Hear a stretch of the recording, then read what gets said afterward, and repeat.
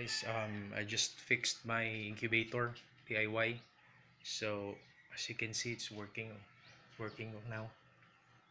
So ang nasiwa doon is ito yung adapter, 12 volts.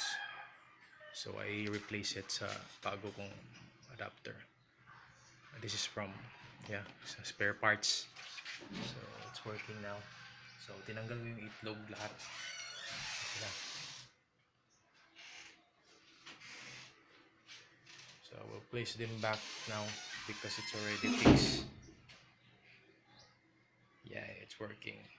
Alright guys, since na-prepare ko na yung incubator, yung DIY incubator, so I put it back, all the eggs.